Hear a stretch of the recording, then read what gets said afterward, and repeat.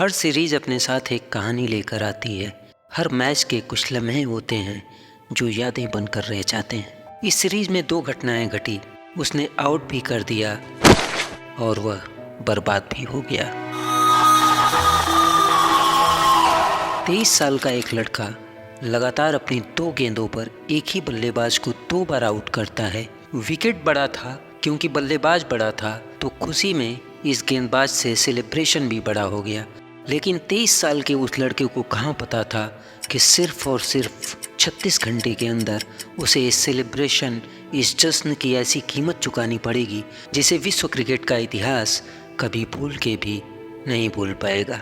साल 1998 में भारत, श्रीलंका और जिम्बाब्वे के बीच कोका कोला कप हो रहा था। श्रीलंका और जिम्बाब्वे को हराकर भारत पहले ही 6 अंकों के साथ फाइनल में पहुंच चुका था। जिम्बाब्वे ने भी वर्ल्ड चैंपियन श्रीलंका को लगातार 2 मैचों में राउंड कर 4 अंकों के साथ फाइनल में अपनी जगह पक्की कर ली थी। लेकिन फाइनल मैच से पहले भारत और जिम्बाब्वे के बीच ग्रुप का एक मैच अभी बाकी था। हालांकि इस मैच का कोई इम्पोर्टेंस नहीं था क्योंकि दोनों टीमों ने फाइनल में अपनी जगह पक्की कर ली थी।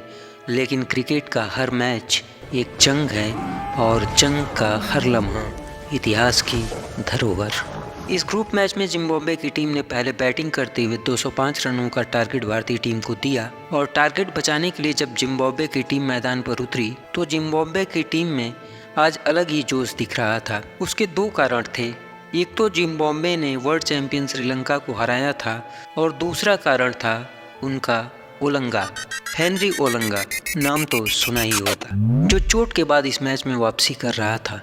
जिम्बाब्वे का पोस्टर बॉय, जिसकी गेंद और रफ्तार किसी भी बैट्समैन को कब अपना शिकार बना ले कुछ कहा नहीं जा सकता था। इसके पहले जितनी बार भी ओलंगा भारत के सामने आया उसने पूरी भारतीय बैटिंग लाइनअप को चीर के रख दिया था। जब ओलंगा मैदान पर आया तो उसकी आंखें भूखे शेर की तरह भारतीय बल्लेबाजों को घूर रही थी और मैच के दूसरे ही ओवर में अपनी डाली हुई दूसरी ही गेंद पर ओलंगा ने गांगुली का शिकार कर लिया। टीम का स्कोर अभी 10 रन से 19 रन ही पहुंचा था कि ओलंगा ने राहुल द्रविड़ का विकेट लेकर भारत की दीवार को ध्वस्त कर दिया था। राहुल द्रविड़ के आउट होने के बाद मैदान में आता है भारत का विश्वास, भारत का गुरूर, भारत का घमंड, Lord of cricket Sachin Tendulkar.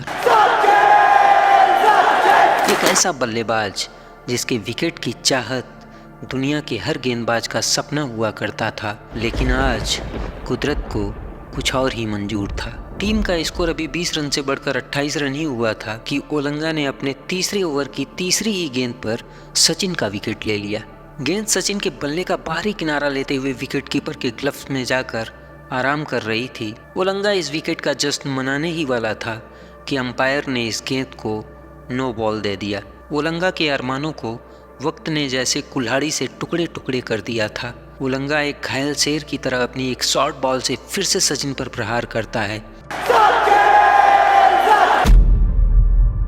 और इस बार भारतीय क्रिकेट प्रेमियों में सन्नाटा छा जाता है। सचिन उस गेंद को डिफेंस करने के चक्कर में ग्रैंड फ्लावर को कैच दे बैठते हैं। भारत का घमंड, भारत का गुरूर, भारत का विश्वास भारत को मैदान में अकेला छोड़कर दुख और मायूसी के साथ बाहर जा रहा था और उसके साथ साथ बाहर जा रही थी इस मैच को जीतने की भारत की उम्मीदें। सचिन जब बाहर जा रहे थे तो ओलंगा का जश्न इतना बड़ा था और इस जश्न में की गई हरकत इतनी घटिया थी जो सचिन को अंदर तक झकझोर कर रख देती है। क्योंकि ओलंगा जाते हुए सचिन को बुरी तरह से आंखें तरेड़ता है, जैसे ओलंगा की घूरती हुई आंखें सचिन से कह रही हूँ, होगे तुम महान बल्लेबाज औरों के लिए, लेकिन जब सामने गेंदबाज हेनरी ओलंगा हो तो विकेट देकर आंखें झुकाकर चुपचाप निकल लिया करो। ओलंगा को शायद नहीं पता था कि आंखें भी बोलती हैं, आंखें भी बातें करती हैं और आंखें भी चिल्लाती हैं। और ओलंगा की आंखों का ये शोर सचिन के चेहन तक पहुंचकर सचिन को परेशान कर रहा था। रास्ते में मिले जडेजा ने सचिन का मूड लाइट करने की कोशिश में कहा, क्या सर, आज खेलने का मूड नहीं था क्या? उस वक्त सचिन ने जडेजा से बस इतना ही कहा, बस अगले मैच तक रुको। अगला मैच मतलब इस टूर्नामेंट का फाइनल मैच जो इस मैच के सिर्फ 36 घंटे बाद प्रारंभ होने वाला था। सचिन ने बाद में खुद बताया कि ये 36 घंटे उनके ज़िंदगी के सबसे लंबे 36 घंटे थे। This was in 1998 when Henry Olanga got me out in Sharjah. Those were the most restless hours I've had. I can say those 36 hours somehow घड़ी आगे ही नहीं बढ़ रही थी।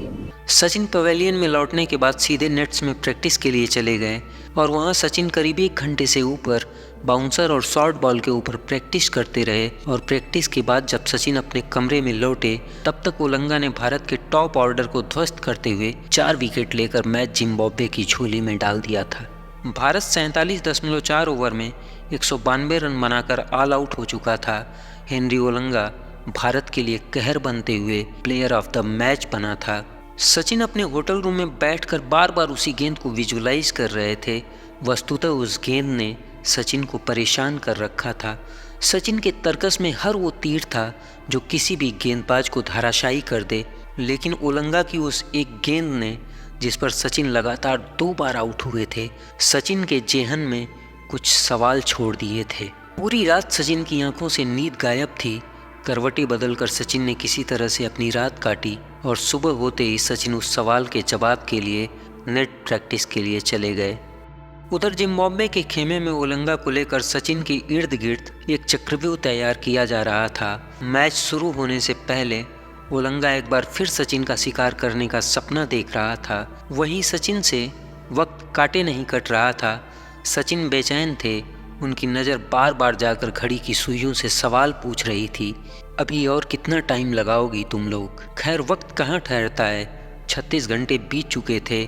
मैच प्रारंभ हुआ और जिम्बाब्वे ने 50 ओवर में 9 विकेट खोकर 196 रन बनाया। हालांकि यह स्कोर बड़ा तो नहीं था, लेकिन जिम्बाब्वे की टीम अपने हेनरी ओलंगा नाम के ब्रह्मास्त्र के दम पर कोका कोला कप का यह फाइनल मैच जीतने का दम भर रही थी। जिम्बाब्वे का मानना था कि हेनरी ओलंगा की आग उगलती गेंदों का भारत के पास कोई विकल्प नहीं है। सचिन का इंतजार खत्म होता है। सचिन और गांगुली भारत की पारी की शुरुआत करते हैं और फिर उस दिन दुनिया ने पहली बार सचिन का गुस्सा देखा। सचिन की बॉडी लैंग्वेज, सचिन का एग्रेसिवनेस देखकर जिम्बाब्वे के प्लेयर्स रहम की भीख मांग रहे थे।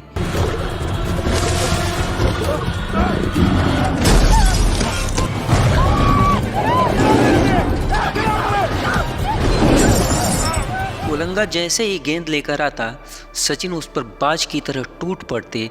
शॉट के बाद शॉट, शॉट के बाद शॉट, मानो सचिन हर बॉल को स्टेडियम के बाहर मारने के मूड में थे। उस दिन सचिन ने ओलंगा के साथ जो कुछ भी किया वह ओलंगा के लिए किसी मौत से कम नहीं था।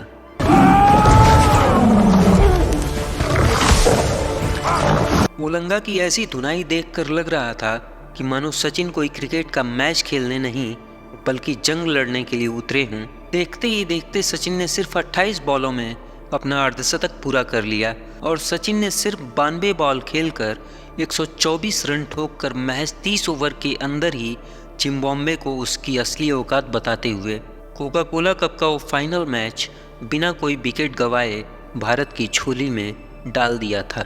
सचिन के तेवर का अंदाजा आप इसी बात से लगा सकते हैं कि जहां सचिन के 92 बॉल में 124 रन थे, वहीं दादा ने इतनी ही गेंदें खेलकर सिर्फ 60 रन बनाए थे। जिम्बाब्वे के ड्रेसिंग रूम में सन्नाटा छाया हुआ था। ओलंगा एक कोने में सर पर हाथ रखकर बैठा अफसोस कर रहा था कि बिना मतलब उसने वो जश्न क्यों मनाया। क्या ज़रूरत थी उसे सोए हुए शेर के कान में उंगली डालकर उसे जगाने की। जिम्बाब्वे के ऑलराउंडर हीथ स्ट्रिक ओलंगा के पास जाकर कहते हैं, जब सचिन जैसा बैट्समैन ठान ले तो दुनिया का कोई भी गेंदबाज उसके सामने कुछ नहीं कर सकता है। निराश मत हो, सिर्फ सीख लो और ज़िंदगी में आगे बढ़ जाओ। I happened to get Sachin off out with a no ball, and then I was so incensed with myself that I came back and gave him a great ball that bounced a little and caught the shoulder of his bat and looped to point. I think for some reason this made Mr. Tendulkar very, very angry. Coca Cola cup के बाद Zimbabwe ने पाकिस्तान के खिलाफ एक test series खेली और Olonga ने एक ही पारी में पाकिस्तान के 5 विकेट लेकर यह सीरीज जिम्बाब्वे को जितवा दी। इस सीरीज में Olonga man of the series भी बना, लेकिन इस बार एक फ़र्क था।